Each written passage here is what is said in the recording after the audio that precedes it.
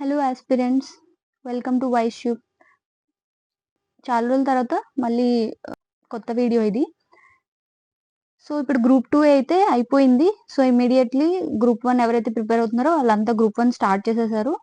And so ఇప్పుడున్న fever ఏంటంటే group 2 results గురించి.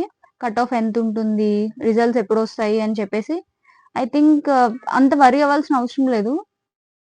మీరు ఎగ్జామ్ అయితే రాసేసారు, result is not in your hands. So అది as soon as possible March 25th కల్లా వచ్చే ఛాన్సెస్ ఉన్నాయి. ఓకే. అండ్ కట్ ఆఫ్ అనేది హైలీ అన్‌ప్రెడిక్టబుల్. ఆల్రెడీ మనం ప్రీవియస్ వీడియోలో చెప్పుకున్నాము. Highly unpredictable. ఎందుకంటే too many categories horizontal, vertical reservations ఇన్ని కేటగరీస్ ఉన్న దాంట్లో పర్టిక్యులర్‌గా కట్ ఆఫ్ ఎంత అనేది చెప్పడం కష్టమే. ఒకవేళ చెప్పినా సరే nobody can guarantee that cut off అంతే ఉంటుందని చెప్పి +5 +-5 అలాగే +2 -2 అని చెప్పి చాలా వస్తున్నాయి. సో ఎవరైతే జనరల్ కేటగిరీ ఎవరైతే ఉన్నారో 200 ప్లస్ ఉన్నోళ్ళు ఇంకా పోస్ట్ అయితే గ్యారంటీ అని అర్థమవుతుంది కదా. బట్ ఏ పోస్ట్ అనేది ఇంక మళ్ళీ దాని గురించి ఒక కొత్త worry. So I think you should not worry. Next వచ్చేసి గ్రూప్ 1. సో గ్రూప్ 1కి ఇప్పుడు ఈ వీడియో అయితే పర్టికులర్లీ గ్రూప్ 1 ఆస్పిరెంట్స్ కోసమే చేస్తున్నాను. సో గ్రూప్ 1 ఆల్రెడీ మనం మెంటార్‌షిప్ కూడా స్టార్ట్ చేసాము. చాలా మంది జాయిన్ అయ్యారు. గ్రూప్ 1 మెంటార్‌షిప్‌కి చాలా అఫోర్డబుల్ ప్రైస్‌లోనే పెట్టాను. ఎవరికైనా ఏమన్నా డౌట్స్ ఉంటే మాత్రం కింద డిస్క్రిప్షన్‌లో టెలిగ్రామ్ ఛానల్ లింక్ ఉంటుంది. ఆ టెలిగ్రామ్ ఛానల్ జాయిన్ అయ్యి అక్కడ ఆల్రెడీ పెట్టిన మెసేజెస్‌ని కొంచెం మీరు ఫాలో అయితే మెంటార్‌షిప్ ఎలా జాయిన్ అవ్వాలో అన్ని డీటెయిల్స్ అందులో ఉంటాయి. సో గ్రూప్ 1 కోసం ఓన్లీ మెంటార్‌షిప్పే కాదు, we have already started uploading daily practice MCQs. Almost paper 1 questions అనేవి అప్‌లోడ్ చేసేసాము. మొత్తం పేపర్ 1 కూడా కంప్లీట్ అయిపోబోతుంది. ఇది కాకుండా ఇంకా కొత్త ఇనిషియేటివ్స్ ఏం తెచ్చామంటే సైన్స్ అండ్ టెక్నాలజీలో 100 మోడల్ క్వెషన్ ఆన్సర్స్ అనేది స్టార్ట్ చేసాము. Already it's been like 5 days. Almost ఈ క్వెషన్స్ అన్ని అప్‌లోడ్ చేసేసాము. అండ్ ఇంకో కొత్త ప్రోగ్రామ్ ఏంటంటే మొత్తం టెస్ట్ సిరీస్ అయితే ఇప్పుడు we withdrew the test series. మొత్తం ఇన్ని ప్రోగ్రామ్స్ పెట్టుకొని టెస్ట్ సిరీస్ లాంచ్ చేయడం కన్నా ఇండివిడ్యువల్ పేపర్స్ ఎవరైతే ఒకవేళ ఇంట్రెస్ట్ ఉంది అనుకుంటే ఏదైనా ఒక పేపరే రాస్తాము, మేము 2 పేపర్స్ రాస్తాము, లేదా ఈ పర్టిక్యులర్ సబ్జెక్ట్‌లో మాకు ప్రాబ్లమ్ ఉంది కాబట్టి దాని గురించి. సో మార్కెట్‌లో అవైలబుల్ ఉన్న ఏదైనా టెస్ట్‌ని మీరు తీసుకొని రాసి లైక్ 15 క్వెషన్స్ అనేవి ఒక టెస్ట్ కింద కన్సిడర్ చేస్తాను. అలాగే ఎస్సే కూడా ఎవాల్యుయేషన్ 3 ఎస్సేస్ కలిపి ఒక టెస్ట్ కింద కన్సిడరేషన్ అవుతుంది. సో ప్రాపర్‌గా ఒక టెస్ట్ రాస్తే మీకు ప్రాపర్‌గా ఎవాల్యుయేషన్ చేసి you will obviously observe the difference. మీరు రెగ్యులర్‌గా బల్క్‌లో ఏదైనా ఇన్‌స్టిట్యూట్‌లో కట్టి రాసే టెస్ట్ సిరీస్ ఎవాల్యుయేషన్‌కి, నా ఎవాల్యుయేషన్‌కి you will make it a major difference. ఎలా ఎవాల్యుయేషన్ జరుగుతుందనేది కూడా ఈ వీడియోలో మీకు లాస్ట్‌లో చెప్తాను. నెక్స్ట్ వచ్చేసి కొంతమందికి జీఎస్‌తో ప్రాబ్లమ్ లేదని చెప్పారు. There are many people who have messaged only for essay. So essay మెంటార్‌షిప్‌కి కూడా నేను సెపరేట్‌గా చార్జ్ చేస్తున్నా. I think whoever has never written essay, అసలు ఎప్పుడు ఎస్సే ఎలా రాయాలో ఏంటి అనేది తెలీదు. ఎందుకంటే UPSC essay is quite different. ఆ అనాలిసిస్‌తో మీరు వెళ్ళలేరు. You need to write in a concise and అందులోని 3 అవర్స్‌లో 3 ఎస్సేస్ కాబట్టి ప్రాపర్‌గా ప్లాన్ చేసుకోవాలి. సో అందుకని సెపరేట్‌గా ఎస్సే మెంటార్‌షిప్ ఇది కొంచెం తక్కువ కాస్ట్‌లో పెట్టి టెస్ట్‌లకి మాత్రం సెపరేట్‌గా చార్జ్ చేస్తున్నా. ఓకే. సో ఈ మిగతా డీటెయిల్స్ ఏవైతే ఉన్నాయో మీరు ఒకసారి టెలిగ్రామ్ ఛానల్‌లో మీరు మెసేజ్ చేస్తే మీకు ఇంకున్న డౌట్స్ అన్ని క్లియర్ అయిపోతాయి. Okay. And if we go and see ఇప్పుడు పోస్ట్‌పోన్‌మెంట్ కోసం మళ్ళీ ట్రై చేస్తున్నారు. I want you to avoid and get into such discussions and all. ఎంత ఇగ్నోర్ చేస్తే అంత బెటర్. ఎందుకంటే ఒకటి చెప్తాను. మోస్ట్ ఆఫ్ ద టాపర్స్ ఎంతమంది టాపర్స్ ఉన్నారో they have never involved in all these things. ఈ ఫైట్స్‌లో కానీ, రిప్రజెంటేషన్ లెటర్స్‌లో కానీ they have not been a part. ఎవరైతే ఇందులో పార్ట్ అయ్యుండి ఇనిషియేట్ చేసి కొంచెం ఇదంతా రక్కస్ క్రియేట్ చేశారో they have never seen them in their names into there list. So ఇలాంటి వాటిల్లో మీరు ఎంగేజ్ అయ్యి టైం పాడు చేసుకోవడం కన్నా I would suggest you to continue your preparation. Exam will be on time. And ఇంకొకటి there is too much load mentorship కోసము, అలాగే ఎవాల్యుయేషన్ కోసము ఈ science and tech ఇనిషియేటివ్స్‌లో too much load అయిపోవడం వల్ల యూట్యూబ్ వీడియోస్ అనేవి చేయలేకపోతున్నా. సో ఇది మోస్ట్‌లీ లాస్ట్ ఆర్ ఇంకొక 1, 2 వీడియోసే చేయగలను. రెగ్యులర్‌గా చేయలేకపోతున్నా. I think you should continue your preparation. ఏమైనా డౌట్స్ ఉంటే మాత్రం you can come up into the Telegram channel and ask there. Next వచ్చేసి దీంతో పాటు యూపీఎస్సీ మెంటర్షిప్ కూడా. సో టూ మెనీ మెంటర్షిప్ కి క్యాండిడేట్స్ ఎక్కువైపోయారు. And after a particular time period ఇంకా మెంటర్షిప్ అనేది ఆపేస్తాము. ఇప్పుడు ఆల్మోస్ట్ ఒక థ్రెషోల్డ్కి వస్తుంది. So if anyone wants to join before that particular period. And ఇంకా ఏప్రిల్లో అయితే ఇంకా మెంటర్షిప్స్ కానీ ఏమీ కూడా తీసుకోవట్లేదు. ఆల్మోస్ట్ అక్కడ మార్చ్తోనే మొత్తం ప్రోగ్రామ్స్ అన్ని ఫినిష్ చేసేస్తాము. లైక్ సైన్స్ అంటే 100 క్వశ్చన్స్ అప్పటికే అయిపోతాయి. అలాగే ఎవాల్యుయేషన్ కూడా ఆ తర్వాత తీసుకోకపోవచ్చు. So I would suggest you to be a little bit quick in decision making. ఎక్కువ ప్రొలాంగ్ టైం తీసుకోకూడదు. అండ్ ఇన్వెస్ట్మెంట్ చేసినప్పుడు మనం ఎప్పుడైనా మనీ ఇన్వెస్ట్ చేసినప్పుడు దానికి అది ప్రాపర్గా యూజ్ అవ్వాలి మనకి. So and if it is worth while, I think you should invest in something. Okay, ఊరికే ఎక్కువ వేరే వాటి మీద ఖర్చు పెట్టేదానికన్నా పనికొచ్చే వాటి మీద ఖర్చు పెడితే బెటర్. ఇప్పుడు సో ఈ వీడియోలో మనం నెక్స్ట్ ఒక పీవైక్యూని అనాలిసిస్ చేద్దాము. పీవైక్యూస్ లో అసలు ఆన్సర్ ఎట్లా రాయాలి, మెయిన్స్ ఆన్సర్ అనేది ఎలా రాయాలి, అసలు మోడల్ ఆన్సర్ కానీ.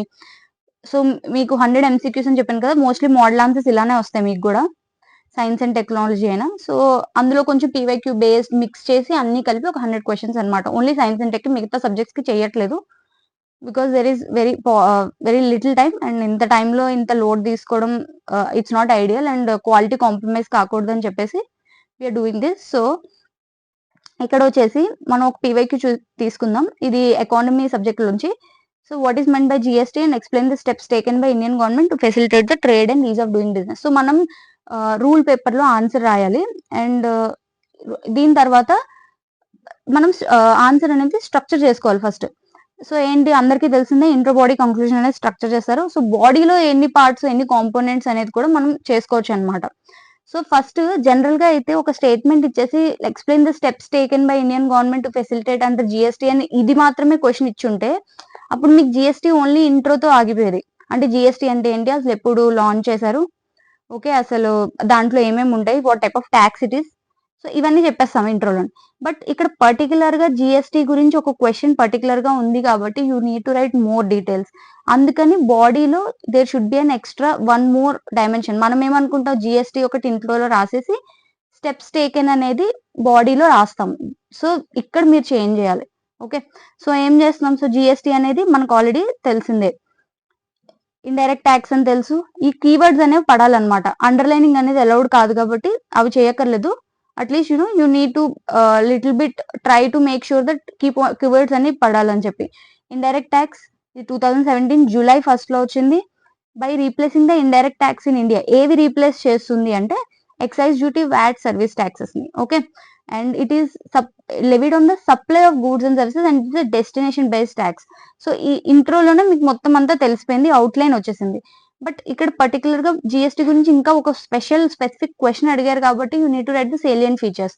సో ఇది applicable on the supply of goods and concept. So as against the concept of manufacturing, manufacture కాకుండా సప్లై ఎక్కడ జరుగుతుందో అక్కడ జిఎస్టీ అప్లికబుల్ అవుతుంది అనమాట. GST is based on the principle of destination based consumption taxation as against the principle of origin based taxation, and India has a dual GST system.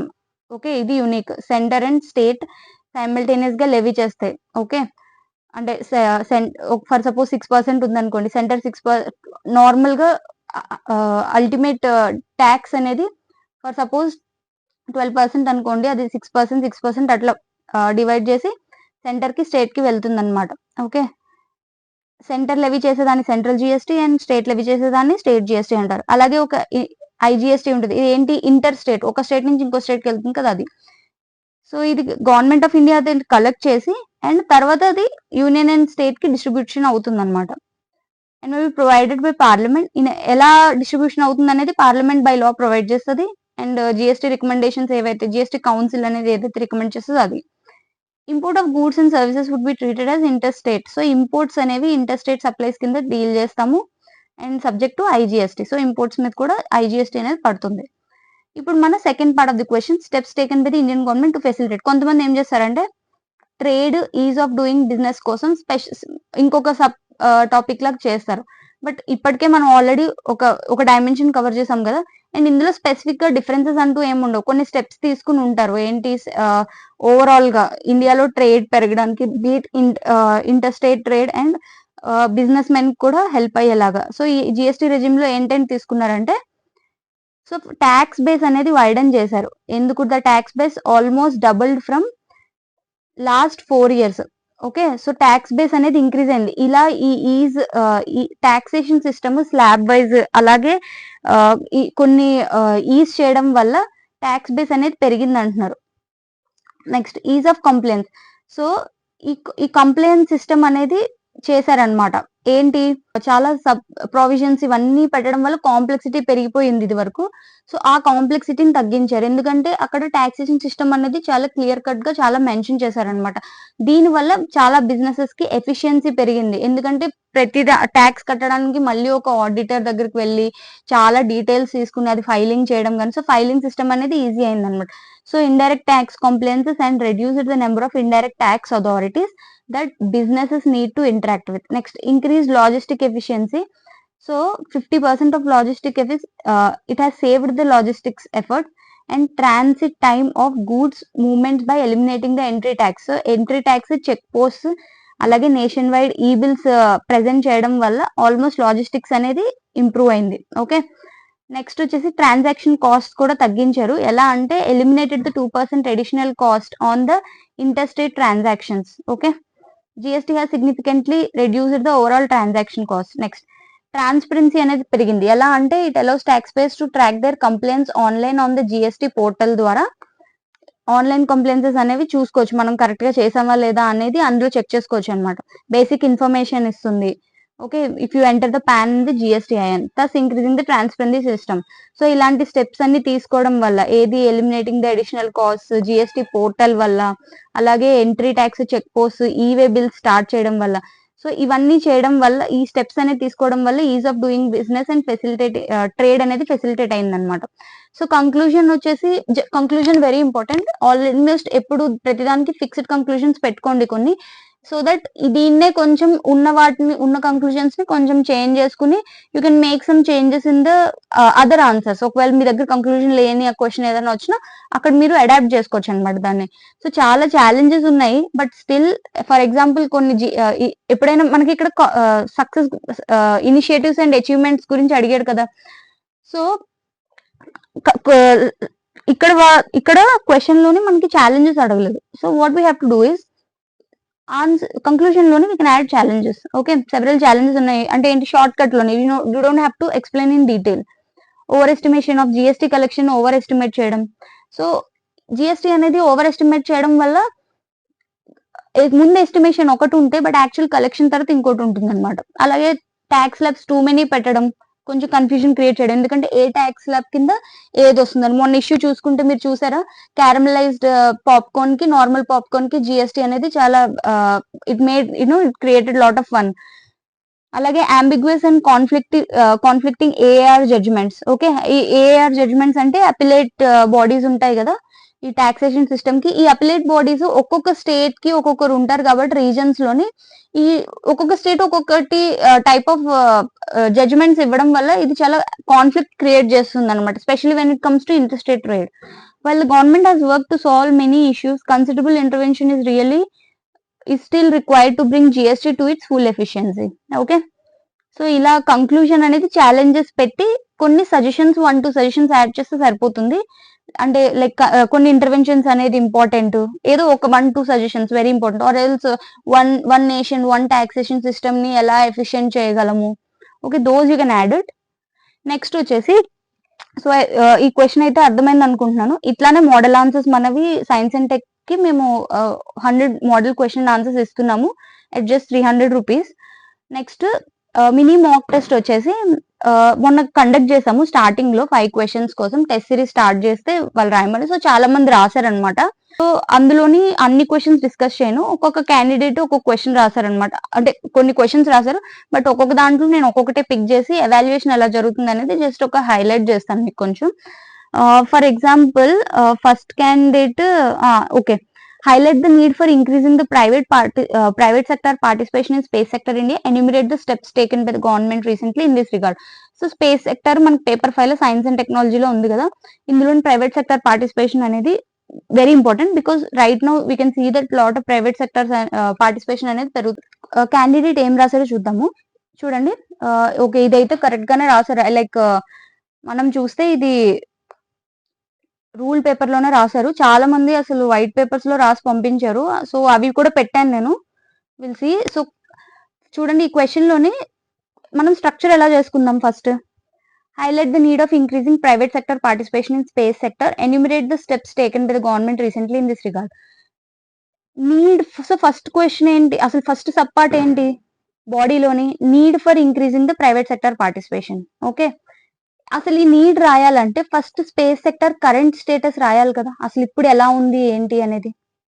Okay, so enumerate the steps taken, ఇది second sub బాడీలో second sub part, ఇది first sub part. Okay, ఇవి sub parts అనమాట. Government recently in this regard. So ఇక్కడ ఏం చేద్దామంటే candidate చూడండి, despite being global leader, India has 2% share in global space economy. Country has recently opened up for private sector collaborations. Okay, ఇక్కడ చూడండి, intro అయితే fine, status అయితే ఇచ్చారు 2% షేరే ఉందని, బట్ దీన్ని ఇంకొంచెం డెప్త్ గా రాస్తే బాగుండేది. ఎట్లా అంటే స్పేస్ సెక్టర్ కి అసలు నీడ్ ఏంటి అనేది ఒకటి ఉంటుంది. సో గ్లోబల్ షేర్ లో మన 2% ఉంది కదా, ఈ 2% లోనే మళ్ళీ అసలు ఫస్ట్ స్పేస్ సెక్టర్ లో ఇస్రో ఆల్మోస్ట్ 98% అంత మ్యానుఫ్యాక్చరింగ్ కి వీటి మీద పెడుతుంది అనమాట. Research and development and you know inter planetary explorations, వీటి మీద అసలు జస్ట్ 2% ఫోకస్ ఉంటుంది అనమాట. అంటే మొత్తం దాని ఫోకస్ అసలు యాక్చువల్ గా దీని మీద ఉండాలి. ఫర్ సపోజ్ నాసా తీసుకుంటే ఎట్లా ఉంది, వాళ్ళు ఎక్కువగా ఇదే చేస్తారు. సో అందుకని మొత్తం ఫోకస్ దీని మీద పెడుతుంది. So this is the area where we need private sector participation. ఇక్కడ మీరు ఇది పాయింట్ హైలైట్ చేయడం వల్ల మీకు ప్రైవేట్ సెక్టర్ అనే దానికి కంటెక్స్ట్ ఎస్టాబ్లిష్ చేసినట్టు అయి ఉంటుంది ఇంట్రోలోనే. ఓకే, సో ఇది intro is fine, but try to make it little bit longer by giving more context. There is increase in the private sector participation. So వీళ్ళు ఏమంటున్నారంటే దెర్ ఈస్ ఇంక్రీజ్ అని చెప్తున్నారు. ఇది అసలు actually wrong sub heading. Okay, ఇది అసలు wrong sub heading, ఇది కొంచెం ఇంక్రీజ్ చేయాలి. సో నెక్స్ట్ రీజన్ ఎందుకు అసలు why there is need for increase participation అంటే కాంపిటేటివ్నెస్ అంట. Involvement of private players will definitely increase in healthy competition. Okay, ఇది వెరీ చూడండి, this is a good point, competitiveness పెరుగుతుంది అనేది. బట్ మనం ఎగ్జామ్ లో రాసేటప్పుడు ఇట్లా రాయొద్దు, ఇలా ఫ్లో చార్ట్ లాగా రైట్ డైరెక్ట్ పాయింట్స్. ఎట్లా అంటే పాయింట్ 1 మొత్తం ఇలా రాయండి. Okay, so don't go with this flow chart type. ఇది యూపీఎస్సీ లో అయితే ఓకే, కానీ ఈ ఎగ్జామ్స్ లో అయితే ఇట్లా రాయొద్దు. ఓకే, సో ఓన్లీ పాయింట్స్ లాగా రాయండి. ఫస్ట్ ఏంటి, కాంపిటీషన్. సో ఇక్కడ ఏం రాయొచ్చు అంటే కాంపిటేటివ్, ఎప్పుడైతే ప్రైవేట్ సెక్టర్ పార్టిసిపేషన్ అలౌ చేస్తామో కాంపిటీషన్ పెరిగి లెవెల్ ప్లేయింగ్ ఫీల్డ్ పెరిగి ఎకనామిక్ గ్రోత్ అనే దానికి కంట్రిబ్యూట్ చేస్తుంది. ఓవరాల్ బిగ్ పర్పస్ అనేది రాయండి. నెక్స్ట్ వచ్చేసి resource constraint. Private players will help in overcoming the research and budgetary constraints. ఇక్కడ మీరు డేటా రాయొచ్చు. ఎలా అంటే ఇస్రోకి బడ్జెటరీ కన్స్ట్రెంట్స్ ఉన్నాయి, అందుకనే ఫర్ ఎగ్జాంపుల్ గగన్యాన్ మిషన్ తీసుకుంటే ఎప్పుడో లాంచ్ అవ్వాల్సింది still it got delayed because of budgetary constraints. Okay, next వచ్చేసి new innovation. In order to gain advantage innovation is push to new extincts. Yes, ఇక్కడ మీరు ఎగ్జాంపుల్ రాయొచ్చు. For example recent గా జరిగిన innovations చూసుకుంటే అగ్నికుల్ కానీ స్కై రూట్ అని. ఓకే, వీళ్ళంతా వెరీ ప్రామినెంట్ ప్రైవేట్ ప్లేయర్స్. ఇంకా కావాలనుకుంటే మీరు ఎగ్జాంపుల్స్ వేరే కంట్రీస్ కూడా ఇవ్వచ్చు, స్పేస్ ఎక్స్ లాంటివి. Next strategic benefits. ISRO can divert the attention to necessary entities and their specialities. ఇక్కడ రాయొచ్చు మీరు, లైక్ మన చంద్రయాన్ ఎలా సక్సెస్ అయింది అది కానీ, ఆదిత్య L1 కానీ, ఇలాంటివి రాయొచ్చు మీరు. అలాగే స్పేస్ డెబ్రీ ఇష్యూస్ లో కానీ. Next global collaboration. Various private players around the world. So private players collaborate చేయొచ్చు.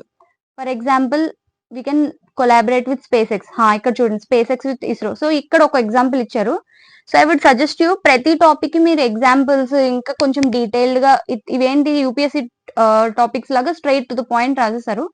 ఇట్లా కాకుండా కొంచెం డీటెయిల్ ఫుల్ లైన్స్ అనేది రాస్తే అక్కడ కంటెంట్ అనేది ఎన్రిచ్ అవుతుంది.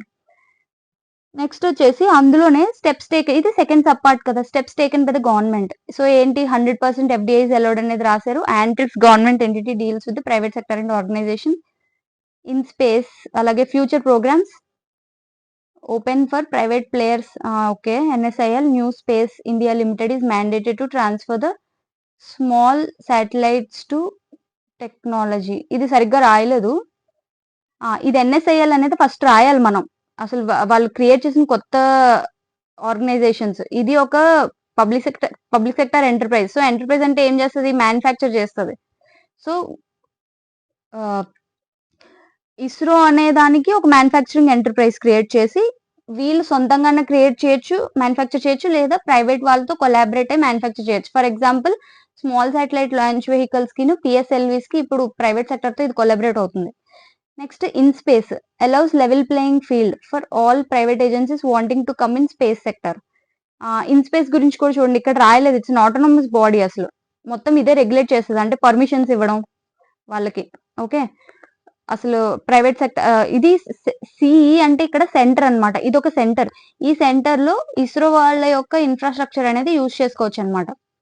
So that you could have mention. ఇది ఇలా రాయడం వల్ల మీకు ఓవరాల్ గా అసలు చాలా కంటెంట్ వస్తుంది. So looking at the prospect of space-based economy, a Space Activities Bill 2007 has also been drafted. It will bring more clarity on the role of public and private organization. Okay. ఇది బాగానే ఉంది conclusion, అంటే space activities bill గురించి. But what is the status of this bill? ఇది రాయాలి కదా. ఇప్పుడు present అయితే ఈ still stuck in the public consultations. So ఈ కన్సల్టేషన్స్ అనేది త్వరగా జరిగి ఈ బిల్ అనేది త్వరగా మనం విత్ పాలసీ సర్టెనిటీ అనేది క్రియేట్ చేస్తే it will encourage public private participation and give lot of clarity and certainty to them for them to participate. So ఎక్కువ ప్లేయర్స్ అనే వాళ్ళు జాయిన్ అవుతారు. I hope you got this. So ఇలాంటి topics కి ఇట్లా marks కూడా వేయొచ్చు. నేను ఈ టాపిక్ అయితే ఇది ఒకవేళ 10 మార్క్స్. సో దీనికి 10 మార్క్స్ కి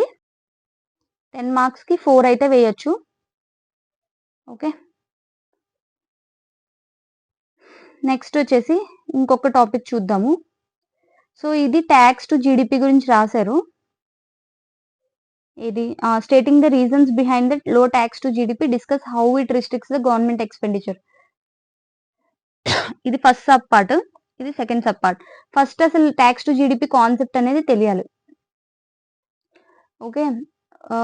ఇక్కడ సో ఏం చేశారు ఇక్కడ? India's tax to GDP ratio, which reflects it's a proportion of total taxes collected to GDP is around 11 to 12%, which is slightly lower than global average of 15 to 20 for developing countries. ఇది బాగుంది, చాలా బాగా రాశారు. But I would suggest ఇక్కడ దీని తర్వాత మనం కావాలనుకుంటే ఒక డయాగ్రామ్ కూడా రాయొచ్చు. ఇక్కడ క్వశ్చన్ లోనే మనకి ఏమని ఇచ్చారు? లో ట్యాక్స్ టు జీడిపి అన్నారు. అంటే సో మన లో ట్యాక్స్ టు జీడిపి అనేది గ్రాఫ్ రూపంలో మనం మెన్షన్ చేయొచ్చు కదా, ఎంత పర్సెంటేజ్ ఉంది ఏంటి అనేది. ఓకే. అది యూజువల్ గా చాలా లో ఉండే, లైక్ డెవలపింగ్ ఇండియా టైప్, ఇండియాకి ఒక గ్రాఫ్, ఓకే, డెవలపింగ్ కంట్రీస్ కి ఒక గ్రాఫ్, అండ్ డెవలప్డ్ కంట్రీస్ కి ఒక గ్రాఫ్. ఇక్కడ ఇలా గ్రాఫ్ వేసి ఉంటే ఎవాల్యుయేట్ చేసే వారికి చాలా ఈజీ అవుతుంది. Yes, they are very clear with the concepts అని ఒక కన్ఫర్మేషన్ బయాస్ వచ్చేస్తుంది ఇంట్రోలోనే. Okay. So factors leading to the low tax to GDP ratio. So ఇక్కడ ఏంటి అసలు ఏం ఫ్యాక్టర్స్ అంటే, large informal sector which comprises of about 80% of work force. ఇది కరెక్టే. Tax exemption to agriculture output shrinking the tax. ఇది చూడండి చాలా సూపర్ఫిషియల్ గా రాశారు. అసలు ఎగ్జంప్షన్స్ ఇచ్చాము అని చెప్పారు, which is shrinking the tax base. అది ఇంకొంచెం క్లియర్ గా క్లారిటీగా రాస్తే బాగుంటుంది. అంటే ఏంటి, అగ్రికల్చర్ సెక్టర్ కి అసలు they are tax, there is no tax completely, output గానీ అన్నిటికీ జీరో ఉండడం వల్ల, and majority of them are employed in this. Almost 43% employed కదా ఇప్పుడు అగ్రికల్చర్ లో. So they are being exempted. Low direct tax compliance and tendency of tax evasion. This is good. ఇది డేటాతో substantiate చేస్తే బెటర్. ఎందుకు complaints అనేది తక్కువ ఉన్నాయని చెప్పేసి. Complex tax structure despite GST simplification. ఇవి కూడా స్పెసిఫిక్ పాయింట్స్ రాయాలి, ఇంకా ఎక్కడెక్కడ ప్రాబ్లమ్స్ ఉన్నాయి ఏంటి అనేది. High compliance burden impacting the voluntary tax payments. ఇది కూడా అన్ని సూపర్ఫిషియల్ పాయింట్స్ లా ఉన్నాయి. There is no data or very clear details అనేవి లేవు. You need to write at least 2-3 points in detail so that ఇంకా క్లారిటీ వచ్చేది. ఇంకా కొన్ని అసలు డైరెక్ట్ ట్యాక్స్ గురించి రాయలేదు. డైరెక్ట్ ట్యాక్స్ పే చేసే వాళ్ళు most of them tax lab లో పడరు. ఫర్ ఎగ్జాంపుల్ ఇన్ఫార్మల్ సెక్టర్ తీసుకోండి, 80%, 92% యాక్చువల్ గా ఉన్నారు. ఈ 92% ఇన్ఫార్మల్ సెక్టర్ వల్ల వీళ్ళు ట్యాక్స్ నెట్ లో పడరు అనమాట. ఈ ట్యాక్స్ బేస్ ఎవరైతే ఉన్నారో మనకి ఇప్పుడు నియర్లీ 1.4 crore పీపుల్ మాత్రమే ఉన్నారు ఈ ట్యాక్స్ బేస్ లోనే. సో దాని వల్ల చాలా మంది ట్యాక్స్ దీంట్లోనే పడరు అసలు.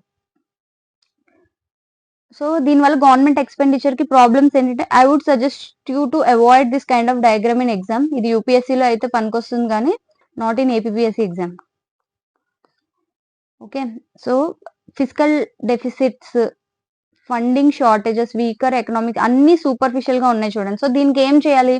అసలు గవర్నమెంట్ ఎక్స్పెండిచర్ అంటే దీనివల్ల ఏమవుతుంది? గవర్నమెంట్ యొక్క ఎక్స్పెండిచర్ అనేది తగ్గిపోతుంది. క్యాపిటల్ ఎక్స్పెండిచర్ అన్నారు, clearly write it. Infrastructure needs, investments in roads or transport or communication sectors. Okay, public infrastructure, roads, railways, ports. అలాగే dependence on indirect tax collection. Okay, దీనివల్ల ఏమవుతుంది? Regressive taxation system. So regressive taxation system అంటే it will burden every one equally. Okay, next weaker economic stability in long run. ఎందుకు అంటే ఇలా taxes అనేవి తక్కువ అయితే గవర్నమెంట్ ఎక్స్పెండిచర్ తగ్గిపోవడం వల్ల మొత్తం గవర్నమెంట్ యొక్క క్రెడిబిలిటీ కానీ, ఇన్వెస్ట్మెంట్ పెట్టాలని బయట నుంచి కానీ ఎవరైనా కానీ ఇన్వెస్ట్మెంట్ పెట్టడానికి అసలు భయపడతారండి. Because government ability to repay అనేది ఉండదు, వాళ్ళ ఓన్ రెవెన్యూస్ కూడా జనరేట్ అవ్వవు. Funding shortages for welfare schemes. ఇది కరెక్టే, ఇది డీటెయిల్డ్ గా రాయండి, like health and education sector లోని. And why we're reeling and very poor indicators అనేవి ఇక్కడ ఉంది. Next physical deficits. సో దీనివల్ల ఏమవుతుంది? గవర్నమెంట్కి ఎప్పుడైతే రెవెన్యూస్ రావో వీటి మీద స్పెండింగ్ కోసం అలానే ఆపేది కదా, ఏం చేస్తుంది? బోరోయింగ్స్ అనేది పెరిగిపోతాయి అనమాట. ఎక్కువ బోరోయింగ్స్ ఉన్న గవర్నమెంట్ కి మళ్ళీ మనకి క్రెడిట్ రేటింగ్ అనేది చాలా తక్కువ ఉంటుంది. సో ఇవన్నీ ఇష్యూస్ ఉంటాయి. మీరు మెయిన్ ఎగ్జామ్ లో, ఏపీఎస్సీ ఎగ్జామ్ లో మాత్రం క్లియర్ గా లైన్స్ రాయండి, ఇట్లాంటి ఫ్లో చార్ట్స్ వేయద్దు. If you are giving flow chart but మళ్ళీ కింద ఎక్స్ప్లెయిన్ చేయాల్సి ఉంటుంది. Next measures to adopt reducing informal sectors. Okay, ఇక్కడ యాక్చువల్ గా అసలు మెజర్స్ అడగలేదు అనుకుంటా, అయినా సరే మెజర్స్ రాశారు, దట్స్ ఫైన్. సో మెజర్స్ ఏంటి అంటే reducing informal sector through strengthening MSME formalising. అసలు ఇన్ఫార్మల్ సెక్టర్ అనేది వీళ్ళని ఫార్మలైజ్ చేయాలి. ఓకే, ఫార్మలైజ్ చేస్తే వాళ్ళకి ఒక ఫార్మల్ టాక్సేషన్ సిస్టమ్ లోకి వస్తారు. Improving compliance mechanism through strict norms and efficient digital interventions. ఇది correct. Use of digital revolution. Rationalise the tax exemptions. ఇక్కడ అగ్రికల్చర్ గురించి పర్టికులర్ గా రాయండి, అంటే అట్లీస్ట్ ఒక థ్రెషోల్డ్ పెట్టి, అంటే beyond certain amount of income వచ్చే హై రిచ్ ఫార్మర్స్ ఎవరైనా ఉంటారో అట్లీస్ట్ వాళ్ళనే ట్యాక్స్ చేయాలి. Address structured issues, simplifying the procedure of taxation. Okay, this is fine. ఈ రెండింటిని మీరు మర్జ్ చేయొచ్చు, ఈ 2 పాయింట్స్ ని. సో ఇది సెపరేట్ గా రాయక్కర్లేదు, ఒకవేళ రాయాలనుకున్నా రాసిన, but justify the question which is asked. అడిగిన క్వశ్చన్ అయినా సరిగ్గా మనం రాస్తే మిగతా క్వశ్చన్ మనం జస్టిఫై చేయొచ్చు. Structural reforms and enhanced compliance will improve India's tax to GDP ratio ensuring economic development and stability. This is fine, but so suggestions ఏం చేశారు? ఎక్స్ట్రా సజెషన్స్ రాశారు ఇక్కడ మళ్ళీ రిపిటేటివ్ గా కొన్ని. స్ట్రక్చరల్ రిఫార్మ్స్, కంప్లైంట్స్ మెకానిజం, దాని బదులు కంక్లూజన్ లోనే మీరు రాస్తే బెటర్ ట్యాక్స్ గురించి. And try to incorporate some data. Data అనేది చాలా లో ఉంది, ఇంట్రో తప్పించి పెద్దగా డేటా ఇందులో లేదు. సో ఇక్కడ కమెంట్స్ అనేవి యాడ్ చేయబడతాయి మీకు ఎవాల్యుయేషన్ చేసినప్పుడు కూడా. Try to write in rule papers. Okay, ఒకవేళ ఇండివిజువల్ టెస్ట్ అయితే, ఇండివిజువల్ టెస్ట్ నాకు వచ్చేవన్నీ రూల్ పేపర్స్ లోనే రాస్తున్నారు. స్టార్టింగ్ లో ఒకవేళ వైట్ పేపర్స్ లో రాసిన I have rejected it. Okay, so దీనికి మార్క్స్ వేయలేదు కదా మనం. దీనికి ఎంత వేసి, దీనికి ఇంకా తక్కువ వేస్తాను నేనైతే 3.5 ఇస్తాను 10 మార్క్స్ కి, ఆర్ ఈవెన్ 3. బికాస్ చాలా పాయింట్స్ అనేవి కొంచెం డీటెయిల్డ్ గా రాసుంటే బాగుండు. స్పెషల్లీ ఒక సబ్ పార్ట్ అనేది మొత్తం ఫ్లో చార్ట్ లోనే ప్రెజెంట్ చేశారు, ఇట్లా రాయొద్దు. ఇంకొక క్వెషన్ ఉంది. But it's already too late. Okay. I hope you are getting this.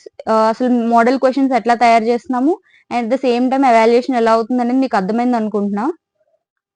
Okay. So, మళ్ళీ ఒకసారి రిపీట్ చేస్తున్నాను. సేమ్ థింగ్, మనం ఆల్రెడీ మేము సైన్స్ అండ్ టెక్‌ది స్టార్ట్ చేసాము. ఎవాల్యుయేషన్ ఉంటుంది అండ్ మెంటార్‌షిప్ కూడా స్టార్ట్ చేసాం గ్రూప్ 1కి, and UPSC mentorship is also available. So, after March there won't be any will not take any mentorships. ఇక్కడితో ఈ మంత్‌తో ఎండ్ చేసేస్తాము. అంటే కొత్త స్టూడెంట్స్‌ని తీసుకోవడం ఎండ్ చేస్తాము. Will not take any more students. So, ఎవరైనా ఇంట్రెస్ట్ ఉంటే మాత్రం కింద డిస్క్రిప్షన్‌లో టెలిగ్రామ్ ఛానెల్ ఇస్తాను. ఫస్ట్ వెళ్లి అందులో జాయిన్ అవ్వండి and see how the channel is performing. ఆ ఛానెల్‌ని చూసి క్వెషన్స్ ఏవన్నా ఉంటే మీకు యూజ్ అవుతున్నాయి అనుకుంటే try to right those questions and answers. And ఏమన్నా ఇంకేదన్నా జాయిన్ అవ్వాలి అనుకుంటే you can message through that one. I hope this session is very useful for the group 1 aspirants. And prepare అవ్వండి. డీవియేట్ అయ్యి అనవసరంగా వేరే ఇష్యూస్‌లో ఇన్వాల్వ్ అవ్వద్దు. మనం చాలా మంది ఇన్వాల్వ్ అయ్యారు అనుకుంటాం. But they are actually might not be giving exam at all. Already group 2 చూసాం కదా! Lot of students have are in loss now. చాలా తక్కువ మార్క్స్ వచ్చాయని దే ఆర్ బికాజ్ ఆ ప్రొటెస్ట్ అన్నిటి వల్ల. ఎందుకంటే ఎవరో చేసిన ప్రాబ్లమ్ దీనికి మిగతా వాళ్ళు సఫర్ అయ్యారు. I hope this session is very useful for you. If you really like this session, like చేయండి. అలాగే subscribe to our channel and join hour Telegram channel. Thank you. మళ్ళీ నెక్స్ట్ వీడియో అంత త్వరగా రాకపోవచ్చు. I might come up with another video but little bit late. Okay. Thank you for watching this video.